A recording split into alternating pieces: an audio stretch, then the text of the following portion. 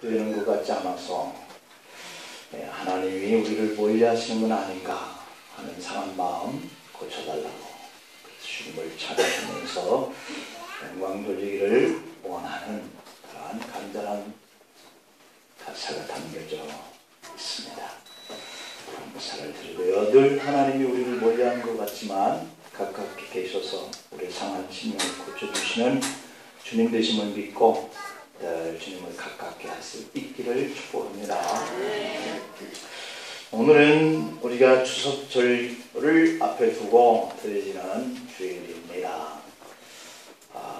그래서 우리 마음이 좀 설레기도 하고 또 내일부터 이어질 그 8일 동안, 9일 동안, 열흘 동안 어떻게 보내실 것인가 구상도 좀 잘 하셔서 유익한 그러한 연휴 기간이 되시기를 바랍니다. 성경에 보면 이스라엘에서도 이 추석에 해당하는 절기가 있는데 그 절기가 바로 오늘 초막절기다 라고 하는 겁니다. 이스라엘 사람들은 대단합니다. 한 해 동안 지켜주신 하나님 앞에 어떻게 감사할까 이런 생각을 늘 갖고 사는 민족인 거예요. 우리는 하나님 앞에 감사합시다. 너무 강조하지 마세요. 이렇게 얘기하는 이러한 관계에서 살고 있지만 이 이스라엘 백성들은 그렇지 않아요. 어떻게 하면 하나님 앞에 감사를 하면서 살까 하는 것을 늘 생각하는 민족이기 때문에요. 그들은 감사하기 위해서 하루도 아니고 2, 3일도 아니고 무려 7일 동안 7박 8일 동안에 걸쳐서 이 초막절이라고 하는 이 절기에 하나님 앞에 나가서 어떻게 감사를 표현할까 하는 그러한 절기로 지내는 그러한 초막절이에요. 좋은 집에서 이렇게 편안하게 지내면서 감사하는 게 아닙니다. 그냥 이런 어떤 그 들판에 나가서 텐트를 치고 그곳에서 7박 8일 동안을 지내면서 하나님과의 관계를 생각하면서 이것도 감사하고 이렇게 해준 것도 감사하고 감사를 찾아서 그 7박 8일을 지나는 거예요. 여러분 이 초막절에는 그렇게 7박 8일 동안 두 가지의 의미를 감사하는데요. 하나는 선조들이 이 출애굽하는 이 광야 이 길에서 저들이 초막생활, 천막생활을 하면서 그 40년의 광야길을 통과하게 했던 그것을 기념하고 믿음의 땅으로 인도해 주셨구나 하는 이것을 감사하기 위해서 들로 나가 천막을 치고 7박 8일을 지내는 거예요. 그 다음에 두 번째로는 1년 동안 거두게 하여 주신 그 곡식을 초막 다시 말하면 창고에 이렇게 저장을 이렇게 하고 하나님께서 한 해 동안 우리에게 이렇게 거두게 하셨구나 하는 것들의 추수를 돌아보면서 하나님 앞에 감사하는 그런 절기로 보내는 것이 초막절이에요. 그래서 광야길을 통과하고 가나안 땅을 우리에게 주셨구나 하는 것이 선조들에게 베푸르신 그 은혜 때문에 오늘 우리가 이런 땅에 살고 있지 이것에 대한 감사하고 또 하나는 자기 자신에게 금년 한 해 동안 주신 하나님의 은혜를 감사하면서 7박 8일을 들에 나가서 광야에 나가서 천막을 치고 거기에서 직접 그 생활을 겪으면서 하나님 앞에 이 절기를 지내는 거죠. 자, 그렇게 해서 그들은 말로만 감사합니다 하는 것으로 끝나지 않습니다. 하늘을 향해서 하나님 감사합니다 이렇게 크게 외친 후에 구체적인 감사를 실천하는 건데 어떤 방법으로 구체적으로 실천할까? 그 첫째가 감사의 표현을 하나님 앞에 나가는 것으로 표현했다라고 하는 거예요. 쉽게 표현하자면 하나님 앞에 나오라 라고 하는 이 말씀대로 그들이 천막을 치고 들에 나가서 이렇게 실제적으로 7박 8일 동안을 그 하나님을 바라보면서 생활을 하는 거예요. 오늘 또 이 고향에 계신 부모님이 가장 원하는 것은 부모님들이 가지고 계시는 통장에 돈을 넣어드리는 것 이것으로만 끝나는 이 일도 사실은 부모를 생각하고 자신의 형편에 갈 수 없기 때문에 하는 그런 의미로 표현을 한 것이기 때문에 그것도 물론 좋아하시겠지만 자녀의 얼굴, 손주의 얼굴, 우리의 얼굴을 보여드리는 것을 더 기뻐하신다라고 하는 거예요. 하나님도 이렇게 이스라엘 사람들처럼 혹은 우리 부모님들처럼 우리의 얼굴 보기를 원하신다라고 하는 것 때문에 이 초막절기 때 이스라엘 백성들은 모든 생활들을 다 중단하고 들로 나가 천막을 치면서 여호와 하나님, 야훼 하나님 이렇게 부르면서 그들의 얼굴을 하나님 앞에 보여드리는, 그리고 하나님의 얼굴을 구하는 이러한 절기로 이렇게 7박 8일을 지냅니다. 사람들은 저마다 유일하고 독특한 그런 하나님의 작품들이에요. 그래서 우리가 누군가를 무시하면 그도 뭔가 사람들 앞에 그리고 하나님 앞에 자기를 드러내고 싶어하는 그런 자존감이 있는 사람인 거예요. 그렇기 때문에 우리가 어떤 사람이 어떠한 모습이 나와 같지 않다고 해서 무시하거나 경박하게 이렇게 활동한다고 이렇게 종교하거나 이런 일이 있어서는 안 되는 것이죠. 그런 것처럼 남과 비교하여서 내 삶이 덜 감사한 것도 없고 더 감사할 것도 없는 거예요. 그 사람에게 필요한 것과 쓸 것에 대한 하나님의 이 관계 속에서 그가 느끼는 감사하는 이런 부분이 있는 것이거든요.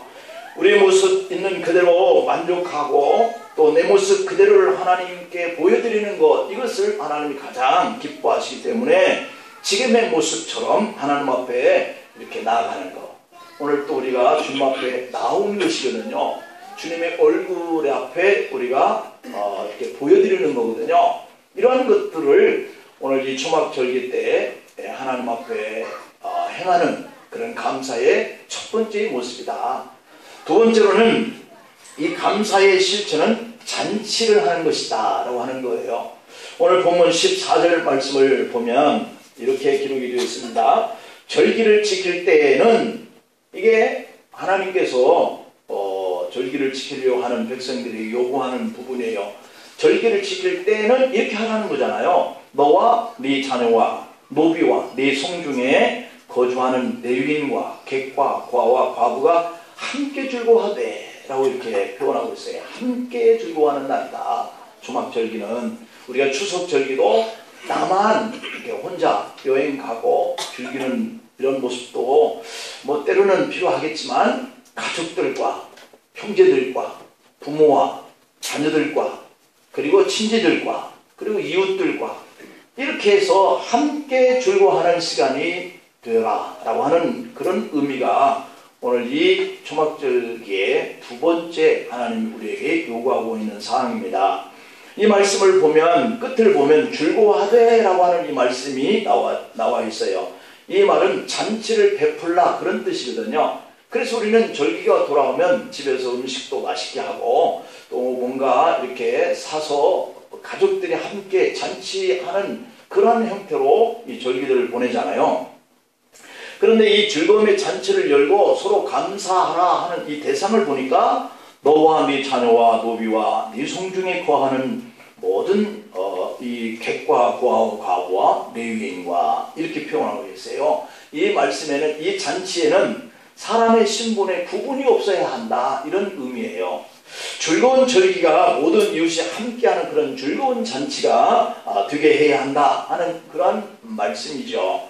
구약의 다른 제사는 다 하나님께 온전히 태워서 연기가 하나님 앞에 올려가게 하는 이런 제사를 드리거나 혹은 제사한 후에 얼마가는 제사장 몫으로 돌리는 그런 제사가 있어요. 그런데 유독 이 화목제라고 하는 그 제사의 목적에는 제사를 드린 사람과 그 제사에 참여한 이 모든 사람들이 함께 나눠 먹는 이런 제사들이 있는 거예요. 드린 사람의 제사가 온전히 하나님 앞에 올려지게 하려면 해가 지기 전에 그 제사를 드렸던 이 제물들, 이것을 가지고 다 같이 드린 자와 그 자리에 있는 자와 함께 나눠 먹는 거, 이런 제사법이 있는 거예요. 만약에 제물된 그 짐승이 남아서 싸가지고 가거나 제사 드렸던 그 제물이 다음 날까지 남겨진 채 먹게 되어지는 거, 이렇게 해서는 안 된다라고 하나님께서 말씀하고 있거든요. 이 말씀의 의미가 뭐냐면 모든 사람들이 함께 나눠 먹는 기쁨과 즐거움이 되게 하시는 그러한 절기가 되어야 하는 것이 하나님이 만인들을 사랑한다 하는 그런 의미예요. 이렇게 해야만 드린 사람의 제사가 비로소 하나님이 기뻐하시는 제사가 되게 했다, 이렇게 말씀하고 있거든요. 레위기 22장의 29절 30절에 보면은 너희가 여호와께 감사 제물을 드리려거든 너희가 기쁘게 받으심이 되도록 드릴지며 그 제물은 그날에 먹고 그 이튿날까지 두지 말라. 나는 여호와이니라. 이렇게 얘기하고 있거든요. 그러니까 감사로 내가 제물을 하나님 앞에 드렸어요. 그 당시에는 소나 양이나 염소나 비둘기나 이런 곡식들 이런 것들로 하나님께 나아가서 제물을 드렸잖아요. 그런데 그렇게 드린 제물은 그날에 하나님께서 함께한 사람들과 같이 나눠 먹는 즐거운 잔치가 되게 하라, 이렇게 얘기한 거예요. 근데 그 제사법에 드린 그 제목은 뭐냐면 화목제물이라고 하는 거거든요. 그러니까 말 그대로 화목제물이라고 하는 것은 화목해 하기 위해서 드린 제물이에요. 예를 들어서 내가 하나님 앞에 속죄할 것이 있어요. 그럼 이 속죄 제물이라는 건 뭐냐면 하나님 앞에는 속죄 제물이 되게 하고 그것이 제물된 그 짐승들은 함께 나눠 먹게 되어서 내가 하나님 앞에 죄를 져서 속죄 제물을 드리고 하나님과 나의 관계가 화목되었어요. 그러면 사람과 사람의 죄를 지어도 하나님 앞에 속죄 제물을 드리면 그 제물은 사람과 사람의 화목되게 하는 관계의 회복의 제물이거든요. 그렇기 때문에 나와 하나님의 관계, 우상과 허물로 사이가 벌어졌던 그 관계, 또는 사람과 사람의 관계가 서로 갈등과 서로 허물이 있어서 멀어진 이런 관계가 원수가 되었다라고 한다면 하나님께 나아가서 속죄 제물을 드려야 하는 거예요. 1년에 한 번씩 꼭 제사장에서부터 모든 백성이 이르기까지 이렇게 해서 하나님과 사람이 화목되고 또 사람과 사람이 화목해 되어지는 이러한 관계가 바로 하나님이 명령하신 제사법이었어요. 이때 드린 제물로 화목한 사람들과 그와 함께한 모든 사람과 그 제물을 나누어서 먹으면서 화친을 하게 되는 거거든요. 이런 때에는 기쁨을 나누면서 음식을 먹는 것이 하루만이 아니라 이틀까지도 허용된 제사법이 있었어요. 이것은 제3일까지 먹으면 안 된다, 또 이렇게 말씀하고 있거든요. 그러니까 하루에 다 먹어서 다음날까지 남기는 음식이 없게 하는 제사법이 있는가 하면 이렇게 화목제물, 아까는 얘기는 감사할 수 있는 그러한 감사제고 이 3일까지 남겨두지 않고 이틀까지도 허용된 그런 제물의 부분 화목제물이에요. 그러니까 상한 음식을 먹지 않게 하시려고 하는 의미가 크다고 볼 수도 있겠습니다만은 또한 이것을 어떻게 순종하는가 하는 것을 하나님이 보시고 그 순종함을 통해서 이 제사는 나에게 상달되었다, 이렇게 하시는 이러한 규칙이 정해졌던 거예요. 레위기 7장의 18절 말씀에 보면 그 화목제물의 고기를 셋째 날에 조금이라도 먹으면 그 제사는 기쁘게 받아들이지 않을 것이다. 드린 자에게도 예물답게 되지 못하고 도리어 가증한 것이 될 것이며 그것을 먹는 자는 그 죄를 짊어질지니라, 이랬어요. 그러니까 아무리 기쁨의 좋은 날이라 할지라도 도가 지나치면 안 된다라고 하는 이런 규정을 반드시 하나님이 정해놨어요. 자칫 하나님과 사람과의 화목을 위해서 제사를 드리는 사람의 제사까지도 무효가 되게 하는 이러한 경우가 되어서는 안 된다. 제사가 무효가 되게 만든 그 사람은 그 무효가 되도록 한 그 책임에 대한 그러한 것들을 묻는다, 이렇게 얘기하고 있거든요. 그리고 그 제사를 드리는 것은 가증하게 되어서 하나님이 받지 않으신 제사가 되었다, 이런 얘기예요. 그냥 결국에 어떤 기쁨의 날이든 그 속에 사람의 탐심이나 욕심이 들어가게 되어지는 경우가 생기거든요. 그래서는 하나님이 그 기쁨의 날, 즐거움의 날 하나님이 기쁘게 여기지 않겠다, 이런 얘기죠. 그러니까 소를 잡았습니다. 양을 잡았습니다. 그렇게 해서 제사를 드렸는데 그 큰 동물을 잡아서 남기지 않으려고 하면 어떻게 해야 되겠어요? 이틀이 넘어가면 못 먹으니까, 먹으면 그 제사 드린 사람의 제사도 헛되게 되고 그 3일째 먹는 사람도 가증하게 되어서 그 죄를 묻는다라고 했으니까 이 큰 소를 잡았는데 어떻게 해야 돼? 이틀까지 넘어가면 안 되니까. 그래서 사람들을 불러 모으고 거기에 제사에 참석한 사람들과 함께 함으로써 먹게 되어지는 잔칫날인 거예요. 그러면 그 감사제가 혹은 화목제가 얼마나 아름답게 맞춰지겠느냐라고 하는 것 아니겠어요? 하지만 그 속에 욕심이 탐심이 있는 이러한 사람들 몇 사람에 의해서 그 즐겁게 드린 잔치가 무효가 되거나 하나님께 기쁨과 영광이 되지 못하는 이런 상태로 끝날 수도 있다. 여기에서 두 가지를 생각할 수 있습니다. 잔칫날은 즐겁고 기쁨이 되어야 한다는 것. 그렇게 하려면 소외된 이웃들, 그러한 앞에서 14절에서 얘기한 이런 모든 사람들이 함께 더불어서 하나님 앞에 이 기쁨을 나눴다라고 하는 것이거든요. 또 하나는 그날은 제사 드린 자의 제사가 하나님께 올려지게 하려고 하나님이 정한 이 규칙대로 즐기고 감사해야 하나님이 기뻐하신다.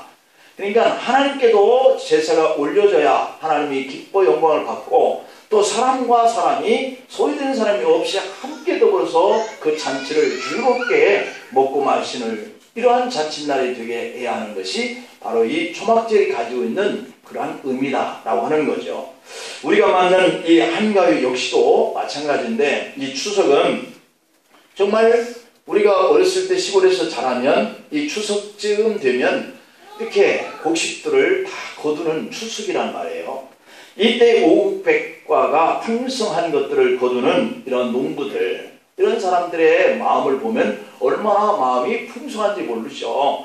그래서 이러한 것들을 거두게 한 이 절기에는 모두가 다 함께 하나님 앞에 감사하고 영광을 돌리는 절기가 되어야 한다. 그래서 감사로 모이는 이런 기쁨의 날인데 혹시라도 소외된 사람이 있다면, 소외된 이웃이 있다면 하나님이 그들의 기쁨을 기뻐하시지 않을 것이다. 이렇게 얘기를 하고 있어요. 그러니까 이번 추석은 여러분 모두가 감사한 마음으로 함께하는 그런 명절이 되기를 축복합니다. 어느 작은 마을에 국밥집이 있었는데요. 어느 날 한 아이가 할머니의 손을 들고 함께 국밥집에 들어가서 식탁에 앉더니 둘인데 국밥 한 그릇만 시키는 겁니다. 그래서 나온 이 국밥을 가운데에 놓고 할머니가 손주에게 밀고 손주는 할머니에게 밀고 몇 번을 그러더니 결국은 할머니가 이 손주에게 내민 이 국밥을 아이가 이렇게 먹고 할머니는 건너편에 앉아서 깍두기만 오물오물 이렇게 잡수시고 있는 이 모습을 정말 그 바라보는 주인이 있었어요. 그러니까 아이가 먹는 이 국밥 한 그릇을 먹는 모습을 할머니가 흐뭇하게 바라보고 있지만 이 모습을 바라보는 주인은 참 안타까웠었죠. 그래서 이 아이가 다 먹은 다음에 할머니가 주인에게 계산을 하러 옵니다. 주인은 할머니가 입은 옷 속을 이곳저곳 뒤지더니 꼬깃꼬깃해진 돈을 꺼내는 것을 보고 안타까운 마음이 들었어요. 그래서 식사값을 안 받고 싶은데 혹시라도 할머니 마음을 상하게 하지는 않을까, 내가 할머니라서 무시하고 돈을 안 받는 거 아닌가 하는 이런 마음이 들까봐 고민을 하다가 주인이 한 가지 좋은 아이디어가 떠올랐어요. 주인은 할머니에게, 할머니 오늘은 돈을 안 내셔도 돼요. 할머니와 손주가 오늘 저희 집 손님으로 100번째 손님이거든요. 100번째 손님은 오늘 식사가 공짜입니다. 그러는 거예요. 그러자 할머니와 손자는 너무 감사하다고 기쁜 마음으로 돌아가는 겁니다. 그런데 며칠 지나서 국밥집 앞에서 아이 하나가 쪼그리고 앉아서 뭔가 하고 있는 모습이 주인의 눈에 띄었어요. 자세히 보니 며칠 전 할머니와 함께 왔던 바로 그 아이였습니다. 그런데 아이의 행동을 보니까 땅바닥에 원을 그려놓고 돌멩이 하나를 던지는 그러한 행동을 하고 있는 거예요. 분명히 그 아이는 국밥집으로 손님이 들어올 때마다 그 원 안에다 돌멩이 하나씩을 던져 넣는 듯한 행동을 주인이 유심히 보니 그렇게 행동하고 있는 거예요. 아이는 할머니에게도 그날 자기가 먹었던 그 국밥을 드시게 하고 싶어서 돈이 없으니까 그 국밥집 앞에서 손님이 들어갈 때마다 돌멩이 하나를 던지면서 그 수를 세가리고 100번째로 들어가려고 하는 그러한 모습을 취하는 거죠. 그래서 주인이 그 원 안에 돌멩이를 보니까 돌멩이가 몇 개 없는 거예요. 그날따라 손님이 많지 않아서 돌멩이가 몇 개밖에는 안 들어가 있었던 거죠. 주인이 보니 그 아이의 얼굴엔 실망의 모습이 멀리서도 이렇게 보였어요. 국밥집 주인은 아무래도 아이에게 실망을 시키고 싶지 않아서 자신이 알고 있던 사람들에게 전화를 걸기 시작해요. 김 사장, 오늘 우리 국밥집에 손님들 좀 많이 모시고 와. 내가 오늘 공짜로 대접해 줄게. 될 수 있는 대로 많이 모시고 와야 해. 박 선생, 오늘 우리 집에 오셔서 국밥 좀 드시죠. 제가 오늘 한턱 쏩니다. 그리고 국밥집 주인은 이런저런 사람들에게 전화를 해서 손님들을 오게 했어요. 조금 지나자 본격적인 식사 시간이 다가왔습니다. 가게의 아이 때문에 그 공짜 손님들이 몰려오게 한 것이죠. 그때마다 아이의 손이 바빠집니다. 돌멩이를 원 안으로 집어넣는 손이 바빠지기 시작하는 거죠. 50개, 60개, 99개. 그자 급히 할머니를 모시러 뛰어갑니다. 그리고 할머니를 모셔옵니다. 그리고 자신있게 식당 문을 들어서면서 아저씨, 오늘 우리가 100번째 손님 맞죠? 그러는 겁니다. 오늘 아이는 할머니 앞에 국밥을 밀어놓고 자기는 깍두기를 오물거리며 할머니가 드시는 것을 행복한 눈으로 바라봅니다. 국밥집 주인은 많은 국밥을 공짜로 내어놓았지만 아이와 할머니의 모습을 보고 흐뭇해합니다. 아이를 생각하는 할머니의 마음도 아름답고 할머니를 생각하는 손자의 마음도 아름답지만 이 두 사람의 상심한 마음을 주지 않으려고 하는 이 국밥집 사장이야말로 정말 아름다운 마음이었습니다. 이렇게 함께 나누는 기쁨을 보고 싶은 분이 바로 하나님의 마음이다 라고 하는 거예요. 그래서 이 주막절기에 모든 백성들이 하나님 얼굴 앞으로 나와 하는 이 모습이 감사의 표현 중에 첫 번째 표현이고, 두 번째 표현은 이렇게 서로 소외되지 않으려고 하는 이런 사람들이 함께 절기를 드리고, 그리고 그 짐승들 제물 삼아서 하루 또는 이틀 이렇게 해서 함께 나눠 먹는 이러한 모습이 하나님이 가장 바라고 기뻐하시는 모습이다. 하나님은 세상의 재료가 아닌 하늘 재료로 만든 따끈한 국밥으로 여러분만을 위한 준비를 하셔요. 나를 위해서 생명을 주시고 가장 아름다운 찬양을 들려주시고 말씀을 주십니다. 때로는 어려움이 있으나 그 모든 것이 합력하여서 기쁨으로 선을 이루게 하시고 어려움 너머에 은혜의 희망을 선물로 늘 준비하고 계시는 분인 줄 믿습니다. 우리 가정은 그 기쁨의 잔치에 초대되어서 함께 누리는 주님의 자녀들인 거예요. 그 크신 사랑을 받은 우리는 이제부터는 아직도 이 잔치에 참여하지 못하고 어두운 곳에서 마치 국밥을 먹지 못하고 서로 이렇게 미루고 있는 이 할머니와 손주의 모습처럼 세상에 사는 것이 너무 불행하고 또 그렇게 절망적이다 하는 이런 생각을 가지고 있는 빛 반대 가운데 있는 어둠의 사람들, 주님을 외면한 채 살고 있는 그러한 사람들에게 이 기쁨을 같이 나누라 하는 거예요. 함께하라. 톨스토이는 이 책에서 세 가지의 질문에서 이렇게 말을 해요. 세상에서 가장 중요한 때는 바로 지금 이 순간이다. 두 번째로는 가장 중요한 사람은 지금 너와 함께 있는 사람이다. 그리고 세 번째로는 가장 중요한 일은 지금 네 곁에 있는 사람을 위해 좋은 일을 하는 것이다. 그렇게 얘기를 했습니다. 이 세 가지가 이 세상에서 가장 중요한 것들이죠. 이렇게 사는 것이 우리가 이 세상에 살아가는 이유가 되시기를 축복합니다. 여러분, 사랑하는 자녀와 부모와 친척과 이웃과 함께 이번 추석을 맞이하여서 따뜻한 말 한마디, 사랑의 표현, 이것을 할 수 있기를 주님은 원하고 계세요. 사무엘상 9장을 보면 다윗은 사울 왕으로부터 숱한 그러한 고생을 당합니다. 수많은 세월 동안 그를 피해서 도망치는 삶을 살아야 했어요. 그러나 하나님은 약속대로 다윗을 왕으로 세우셨어요. 왕이 된 다윗은 제일 먼저 할 수 있는 일이 뭐냐면 원수 갚는 일이었겠죠. 그러나 다윗은 원수의 집안을 오히려 환대했습니다. 사무엘하 9장 1절에 보니까 사울의 집에 오히려 남은 사람이 있느냐라고 신하들에게 물어요. 원수를 갚아도 철저하게 갚아야 할 그런 판국에 다윗은 오히려 사울의 가족에게 은총을 베풀기 위해서 수소문을 해서 사울의 손자 요나단의 아들 무비보셋을 찾았습니다. 찾고 보니까 불행하게도 무비보셋은 두 발을 저는 절뚝발이었습니다. 다윗은 무비보셋을 초청하기 위해서 사람을 보내서 예루살렘 궁경으로 그를 데려오게 했습니다. 영문도 모른 채 궁경으로 끌려온 이 무비보셋은 이제는 죽는 거구나, 모든 것이 끝장나는구나 이렇게 생각하면서 공포에 휩싸여 있었을 겁니다. 그런데 갑자기 다윗이 무서워 말라 말하는 거예요. 그리고 무비보셋의 할아버지 사울의 전답을 너에게 돌려주겠다 말합니다. 그리고 너는 항상 내 상 앞에서 함께 음식을 먹을지니 라고 이렇게 말합니다.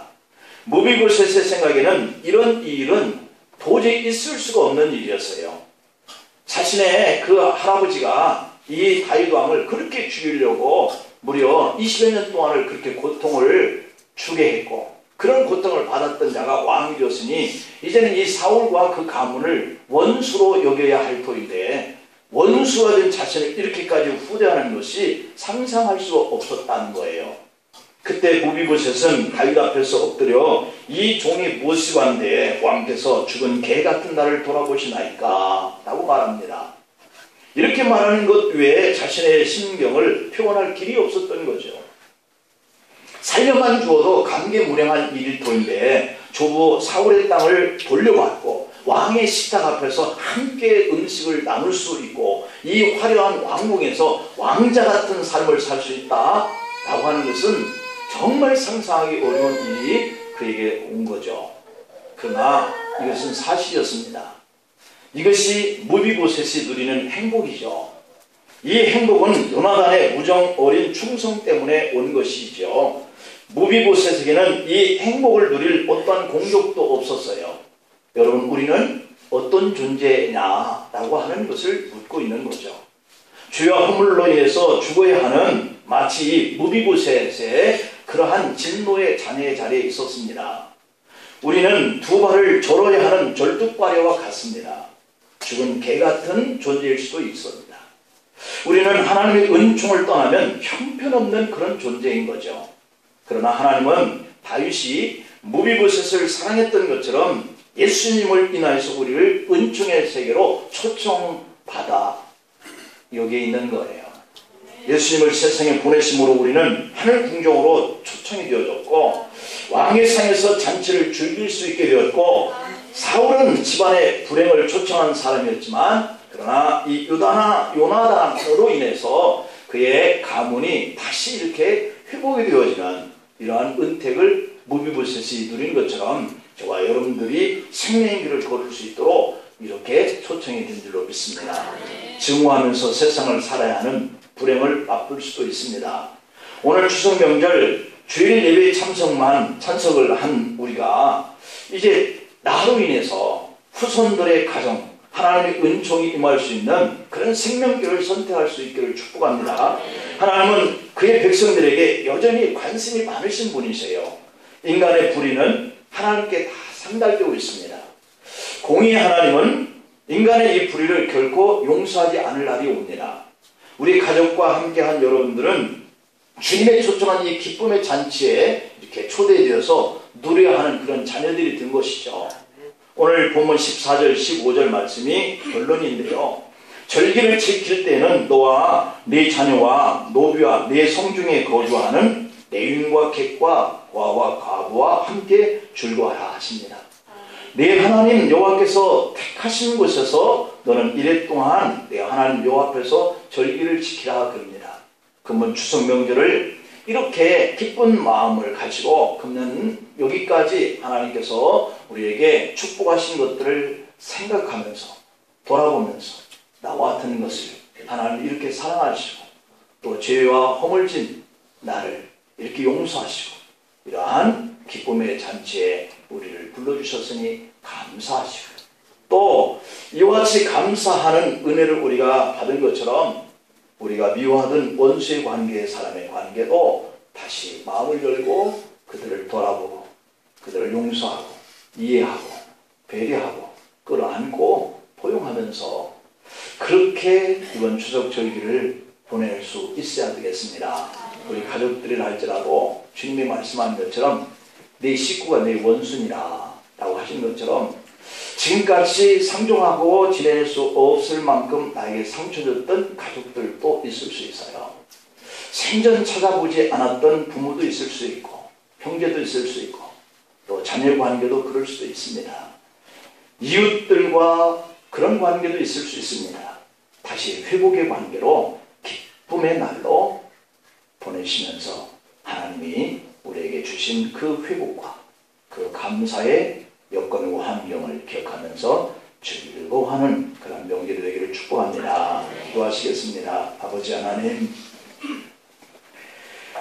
아버지를 통해서 우리가 받은 것 너무도 많습니다. 늘 우리는 부족하고 약하여서 허물진 자의 자리에 있고 또 죄와 허물로 하나님의 그러한 그 영광을 가벼운 삶을 살 때가 많이 있었습니다. 그러나 오늘까지 우리에게 이렇게 장구하고 또한 생명을 유지하고 또 우리가 소득을 통해서 우리의 삶의 자리에 여유롭게 살 수 있게 한 것이 얼마나 큰 은혜인지 우리가 이번 절기를 통하여서 하나님의 은혜를 생각하고 하나님 앞에 더 가까이 나갈 수 있는 믿음의 결단과 또한 우리를 사랑하시는 주님의 마음처럼 우리가 원수와 미워하던 사람의 관계까지도 함께 회복하는 그러한 시간이 될 수 있도록 역사하여 주시고 또 우리를 도와주시옵소서. 예수님의 이름으로 기도하옵나이다.